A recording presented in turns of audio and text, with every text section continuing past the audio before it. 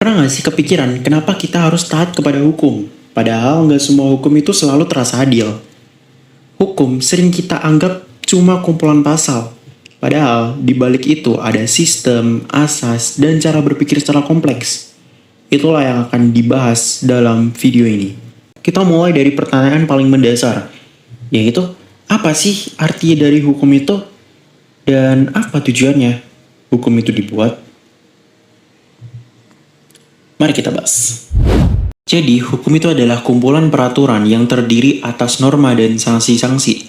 Hukum merupakan keseluruhan kaidah-kaidah serta asas-asas yang mengatur ketertiban yang meliputi lembaga-lembaga dan proses-proses guna mewujudkan berlakunya kaidah itu sebagai kenyataan dalam masyarakat.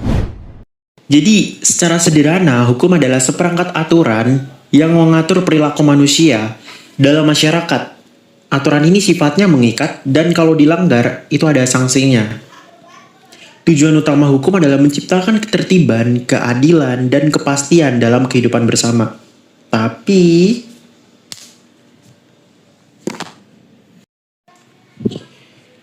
dalam kehidupan sehari-hari, manusia sebenarnya tidak hanya diatur oleh hukum. Ada kaidah agama, kaidah kesusilaan, kaidah kesopanan, dan kaidah hukum. Yang membedakan kaidah hukum dengan kaidah-kaidah lainnya adalah sanksinya. Sanksi hukum bersifat tegas dan dapat dipaksakan oleh negara.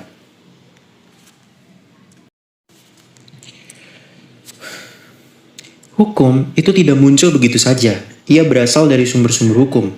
Di Indonesia, sumber-sumber hukum antara lain yaitu undang-undang, kebiasaan, jurisprudensi, traktat, dan doktrin para ahli hukum. Sumber-sumber inilah yang menjadi dasar pembentukan, penafsiran, dan penerapan hukum. Dalam hukum, kebenaran tidak selalu sesederhana benar atau salah. Pertama, ada kebenaran koherensi. Kebenaran ini melihat apakah suatu putusan atau norma konsisten dengan aturan hukum yang berlaku. Lalu yang kedua itu ada kebenaran korespondensi. Di sini, kebenaran diukur cari kesesuaiannya dengan fakta dan bukti di lapangan. Lalu yang ketiga itu ada kebenaran pragmatis. Kebenaran ini menilai apakah hukum tersebut memberikan manfaat nyata bagi masyarakat. Idealnya penegakan hukum menggabungkan ketiganya, bukan hanya terpaku pada teks aturan.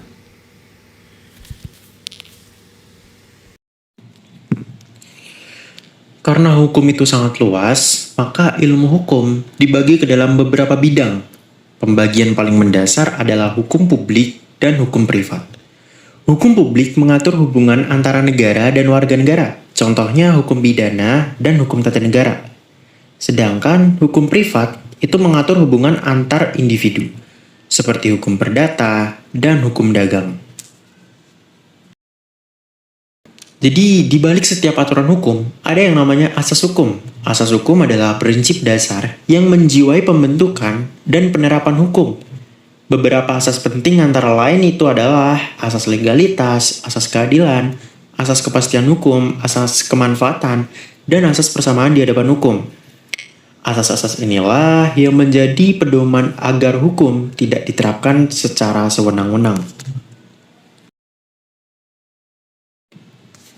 Setiap negara memiliki sistem hukumnya sendiri. Di dunia dikenal beberapa sistem hukum utama, seperti sistem hukum civil law, common law, dan sistem hukum agama.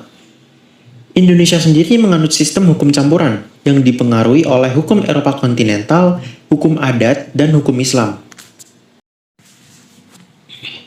Dalam ilmu hukum terdapat beberapa mazhab pemikiran, misalnya mazhab hukum alam yang memandang hukum berkaitan dengan moral dan keadilan. Ada juga mazhab positivisme hukum yang menekankan hukum sebagai aturan tertulis yang dibuat oleh penguasa. Selain itu, terdapat mazhab sejarah yang melihat hukum sebagai hasil perkembangan masyarakat. Selain mazhab, dikenal pula berbagai aliran hukum, misalnya aliran sosiologis yang melihat hukum sebagai alat untuk mengatur kehidupan sosial. Yang juga ada aliran realisme hukum yang menekankan praktik hukum di lapangan, bukan hanya teks aturan. Lalu aliran-aliran ini menunjukkan bahwa hukum bukan sesuatu yang statis, melainkan terus berkembang. Dari sini bisa kita simpulkan, pengantar ilmu hukum bukan hanya membahas pasal dan peraturan, tetapi juga membahas cara berpikir, berprinsip, dan sistem yang membuat hukum bisa bekerja dalam kehidupan bermasyarakat.